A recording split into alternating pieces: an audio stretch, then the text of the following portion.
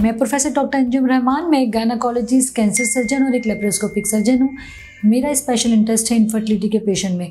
आज हम आपसे डिस्कस करेंगे कि एक ऑपरेशन, ख़वातीन का कोई भी ऑपरेशन दो तरीके से हो सकता है। जैसे अल्लाह न करे अंडेदानी की रसूली हो, बच्चेदानी की रसूली हो, बच्चेदानी निकालना हो, या ऐसा ही कोई ट्यूमर हो जिसके लिए आपको सर्जरी की ज़रूरत पड़े।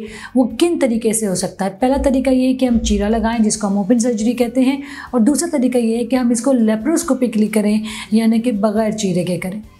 इन दोनों के क्या फ़वाइद और क्या नुकसान हैं? नंबर वन, डेफिनेटली जो चीरा लगता है, स्पेशली वो पेशेंट जो ख़वातीन डायबिटिक हैं, ओल्ड एज हैं, बड़ी उम्र की हैं, ओवरवेट हैं, इनके लिए हील होना, टिश्यू का जल्दी सही होना, ज़ख़म का ख़राब हो जाना, जितना बड़ा चीरा लगेगा, जितनी एक्सटेंसिव सर्जरी होगी, उतना ही अरसे आपका हॉस्पिटल स्टे लंबा होगा।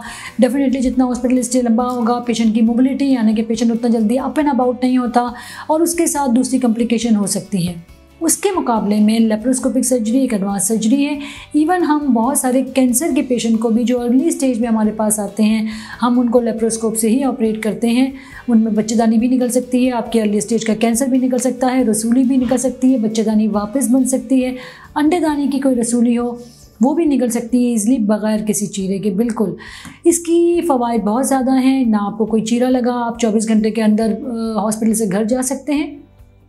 सेकेंडली इसमें कॉम्प्लिकेशन रिस्क ज़्यादा है, जैसे कि ज़ख़म का ख़राब होना, क्योंकि एक छोटा सा सुराख होता है, आपका कोई इतना बड़ा चीरा है ही नहीं, इतना बड़ा इंसिजन है ही नहीं, तो आपके इन्फेक्शन के चांसेस कम होते हैं, आपकी मोबिलिटी ज़्यादा जल्दी होगी, हॉस्पिटल स्टे कम होगा। आप जितना हॉस्पिटल स्टे कम होगा, आपका फाइनेंस पे जो आपके ख़र्चा भी उतना कम होगा, और सेकेंडली आपकी सेहत के लिए भी अच्छा है, उतना जल्दी आप मोबिलाइज होंगे, साफ़ सुथरे माहौल में अपने घर जाएंगे, रूटीन पे आप अपना जा रहे होंगे।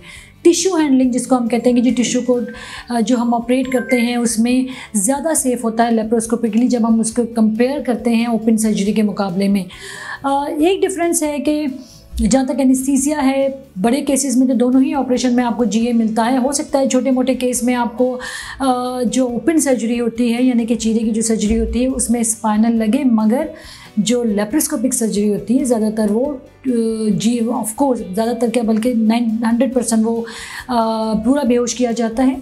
उसमें गैस यूज़ होती है, उसकी थोड़ी बहुत कोई कॉम्प्लिकेशन होती है, मगर अगर ओवरऑल आप देखें तो कॉम्प्लिकेशन, साइड इफ़ेक्ट और early recovery, success rate laparoscopic surgery का ज़्यादा बेहतर है ओपन सर्जरी के मुकाबले।